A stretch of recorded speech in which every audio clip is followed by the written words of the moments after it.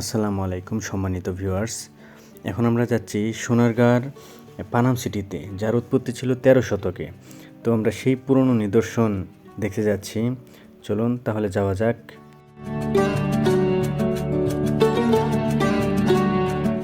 আমরা চলে এসেছি, চলুন টিকিট কাউন্টারের দিকে যাওয়া যাক।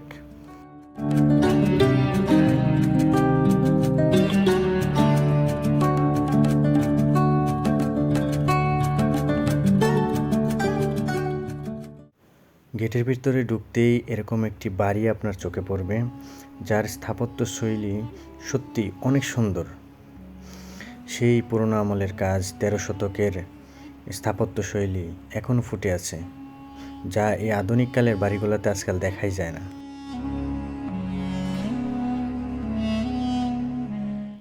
টিকিট কাউন্টার থেকে জনপ্রতি 20 টাকা করে টিকিট কেটে আমরা ভেতরে প্রবেশ করলাম। তবে ভেতরে গিয়ে ভিডিও করা নিষেধ ছিল, তারপরেও কিছু লুকিয়ে লুকিয়ে ভিডিও ফুটেজ নিয়েছি আপনাদের দেখাবো বলে।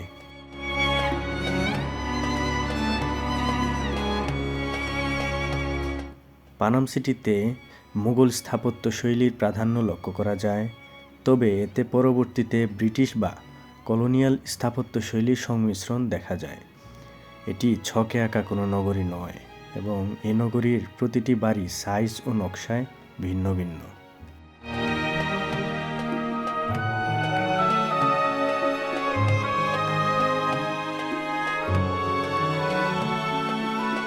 পানামের টিকে থাকা বাড়িগুলোর মধ্যে 52টি বাড়ি রয়েছে।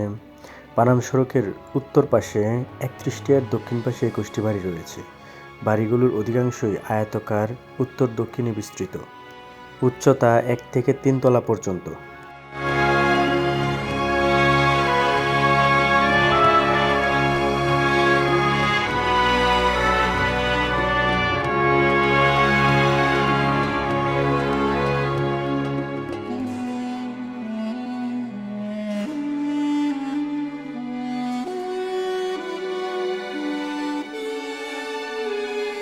প্রতিটি বাড়ি ব্যবহার উপযোগিতা, কারুকাজ, রঙের ব্যবহার এবং নির্মাণ কৌশলের দিক দিয়ে উদ্ভাবনী কুশলতায় ভরপুর। ইটের সঙ্গে ব্যবহার করা হয়েছে ঢালাই লোহার তৈরি ব্র্যাকেট, ভেন্টিলেটর আর জানালার গ্রিল। মেঝেতে রয়েছে লাল, সাদা, কালো মোজাইকের কারুকাজ।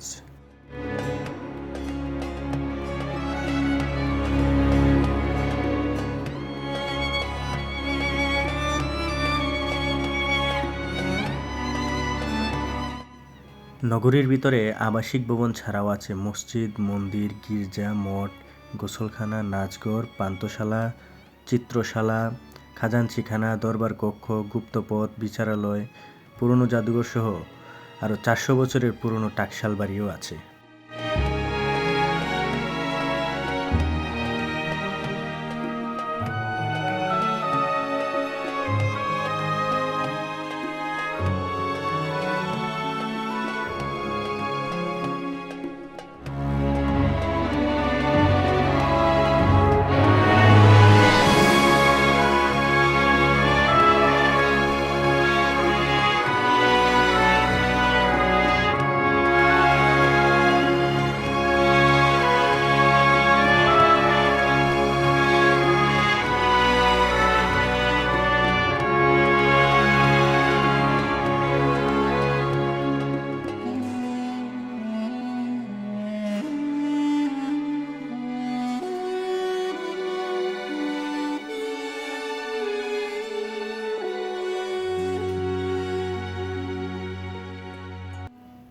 আমার মতে প্রতিটি ভবনের যদি নাম দেওয়া থাকতো যে কোনটা কী কাজে ব্যবহৃত হতো তখনকার আমলে, তাহলে আমাদের ইতিহাস সম্পর্কে জানতে আরও বেশি সুবিধা হতো।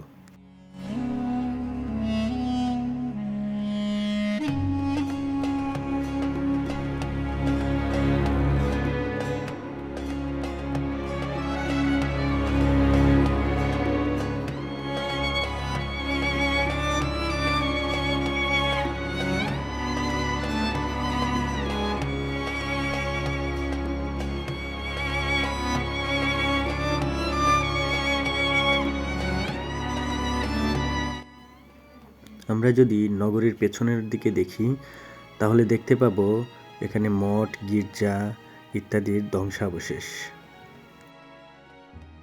এখানে তখনকার আমলের টয়লেট এবং গোসলখানা দেখতে পাচ্ছি। আজকের ভিডিওটি এই পর্যন্তই। সকলে সুস্থ থাকবেন, ভালো থাকবেন। আল্লাহ হাফিজ।